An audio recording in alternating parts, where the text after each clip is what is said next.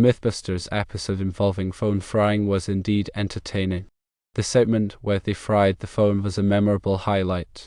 As for the wiring in the shop, a closer inspection is warranted. Electrical wiring in any workshop environment needs to adhere to stringent safety standards. Regular inspections are crucial to identify potential hazards and ensure the safety of personnel and equipment. Some key aspects to consider during a shop wiring inspection include the following. Firstly, check for proper grounding. Grounding is essential for preventing electrical shocks and mitigating the risk of fire. Ensure that all electrical equipment and outlets are properly grounded according to the National Electrical Code, specifically Article 250. Secondly, inspect the condition of the wiring insulation. Over time, insulation can deteriorate due to heat, age, or physical damage. Look for cracks, fraying, or exposed wires. Damaged insulation can lead to short circuits and electrical hazards. Replace any damaged wiring immediately. Thirdly, evaluate the capacity of the electrical circuits. Overloaded circuits are a common cause of electrical fires. Determine the amperage requirements of all equipment connected to each circuit and ensure that the circuit breaker or fuse is rated appropriately. The NEC Article 220 provides guidelines for calculating electrical loads. Fourthly, verify the proper installation of electrical outlets and switches. Outlets and switches should be securely mounted and properly wired. Look for loose connections, damaged components, or signs of overheating. Replace any faulty outlets or switches. Fifthly, assess the adequacy of the electrical panel. The electrical panel serves as the central distribution point for electricity in the shop. Ensure that the panel is properly labeled, accessible, and in good condition. Check for signs of corrosion, loose connections, or damaged breakers. Replace any faulty breakers or components.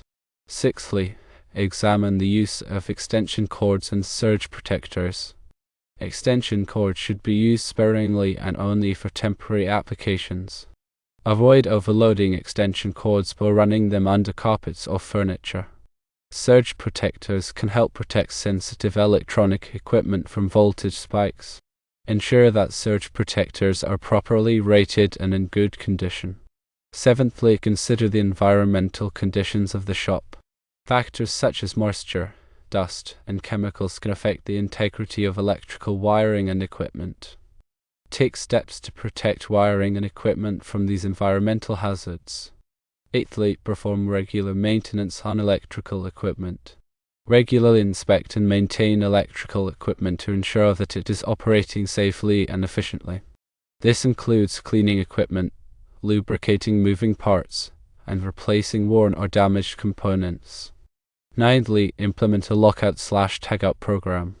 A lockout/tagout program is essential for preventing accidental energization of electrical equipment during maintenance or repairs. Ensure that all employees are trained in the proper lockout/tagout procedures. Tenthly, consult with a qualified electrician.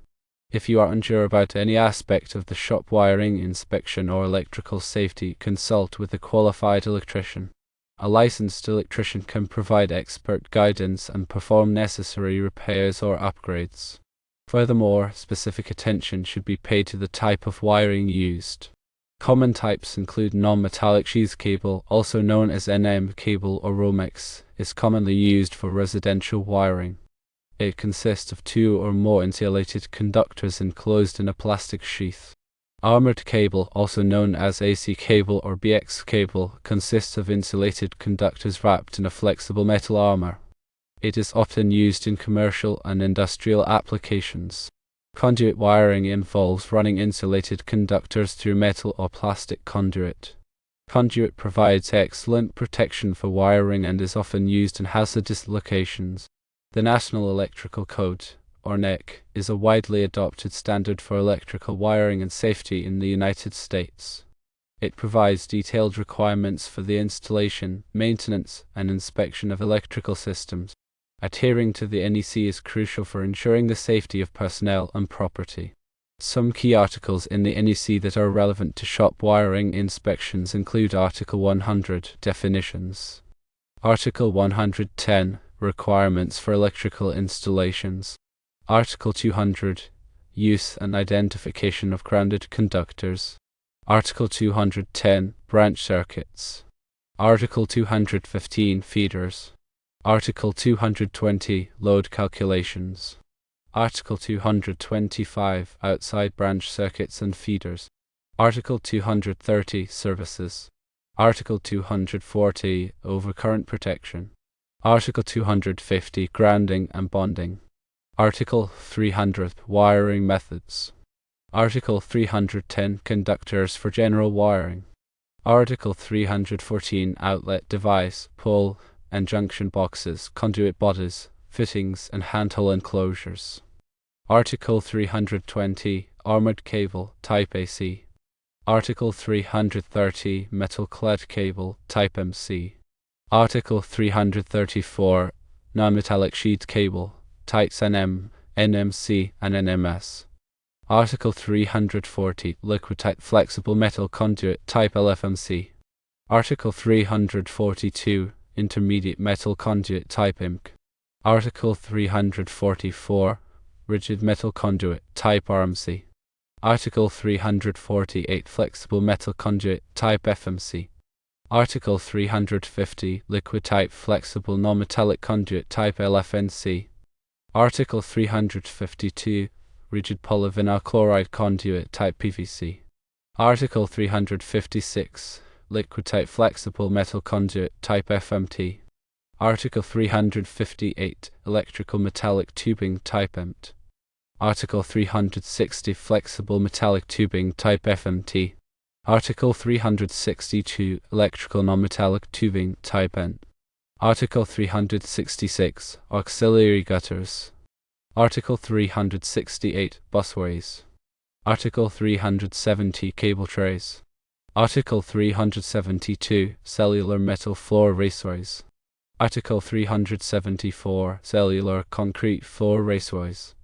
Article 376. Metal wireways. Article 378. Non-metallic wireways. Article 380. Multi-outlet assembly. Article 382. Non-metallic extensions. Article 384. Strut-type channel racewire. Article 386. Surface metal raceways. Article 388. Surface non-metallic raceways. Article 390. Underfloor raceways. Article 392. Cable trays. Article 393. Low-voltage suspended ceiling power distribution systems. Article 394. Concealed knob and tube wiring. Article 396. Messenger-supported wiring. Article 398. Open wiring on insulators. Article 399. Outside wiring. Article 400. Flexible cords and cables. Article 402. Fixture wires. Article 404. Switches. Article 406. Receptacles, cord connectors, and attachment plugs. Article 408. Switchboards and panel boards. Article 409. Industrial control panels. Article 410. Luminaires, lamp holders, and lamps. Article 411. Lighting systems operating at 30 volts or less. Article 422. Appliances. Article 424. Fixed electric space heating equipment. Article 426. Fixed outdoor electric de-icing and snow melting equipment. Article 427. Fixed electric heating equipment for pipelines and vessels. Article 430. Motors, motor circuits, and controllers. Article 440. Air conditioning and refrigerating equipment. Article 445. Generators. Article 450. Transformers and transformer vaults. Article 455. Phase converters. Article 460. Capacitors. Article 470. Resistors and reactors. Article 480. Storage batteries. Article 490. Equipment over 600 volts, nominal. Article 500. Hazardous classified locations, Class I, Roman II, and Roman III, Divisions 1 and 2. Article 501, Class I, Locations. Article 502, Class Roman II, Locations. Article 503, Class Roman III, Locations. Article 504, Intrinsically Safe Systems. Article 505, Zone 0, 1, and 2 locations. Article 506, Zone 20, 21, and 22 locations for combustible dust or ignitable fibers/flyings. Article 510, Hazardous classified locations a circumflex specific. Article 511, Commercial garages, repair and storage. Article 513, Aircraft hangars. Article 514, Motor fuel dispensing facilities. Article 515, Bulk storage plants. Article 516, Spray application, dipping, and coating processes. Article 517, Healthcare facilities. Article 518, Assembly occupancies. Article 520, Theaters, audience areas of motion picture and television studios, and similar locations. Article 522, Control systems for permanently installed lighting. Article 525, Carnivals, circuses, fairs, and similar events. Article 530, Motion picture and television studios and similar locations. Article 540, Motion picture projectors. Article 545, Manufactured buildings. Article 547, Agricultural buildings. Article 550, Mobile homes, manufactured homes, and mobile home parks. Article 551, Recreational vehicles and recreational vehicle parks. Article 552, Park trailers. Article 553, Floating buildings. Article 555, Marinas and boatyards. Article 590, Temporary installations.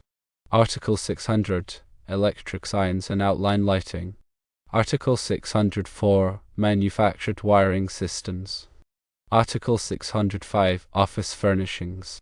Article 610, Cranes and hoists.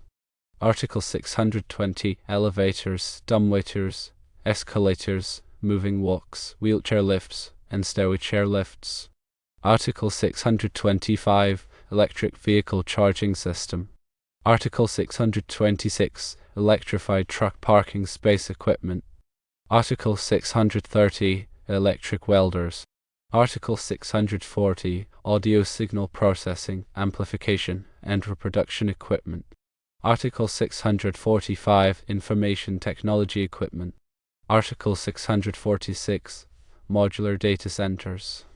Article 647, Sensitive electronic equipment. Article 650, Pipe organs. Article 660, X-ray equipment. Article 665, Induction and dielectric heating equipment. Article 668, Electrolytic cells. Article 669, Electroplating. Article 670, Industrial machinery. Article 675, Electrically driven or controlled irrigation machines. Article 680, Swimming pools, fountains, and similar installations. Article 682, Natural and artificially made bodies of water. Article 685, Integrated electrical systems. Article 690, Solar photovoltaic PV systems. Article 691, Large-scale photovoltaic PV electric supply stations. Article 692, Fuel cell systems. Article 694, Wind electric systems. Article 695, Fire pumps. Article 700, Emergency systems. Article 701, Legally required standby systems. Article 702, Optional standby systems. Article 705, Interconnected electric power production sources. Article 708, Critical operations power systems COPS. Article 710, Over 600 volts, nominal, general. Article 712, Direct current microgrids. Article 720, circuits and equipment operating at less than 50 volts. Article 725, Class 1, Class 2, and Class 3 remote control, signaling, and power-limited circuits. Article 727, instrumentation tray cable typic. Article 760, fire alarm systems. Article 770, optical fiber cables and raceways. Article 800, communication circuits. Article 805, communication series. Article 810, radio and television equipment. Article 820, community antenna television and radio distribution systems. Article 830, network-powered broadband communication systems. Article 840, premises-powered broadband communication systems. Article 900, tables and examples. Remember, electrical work can be dangerous.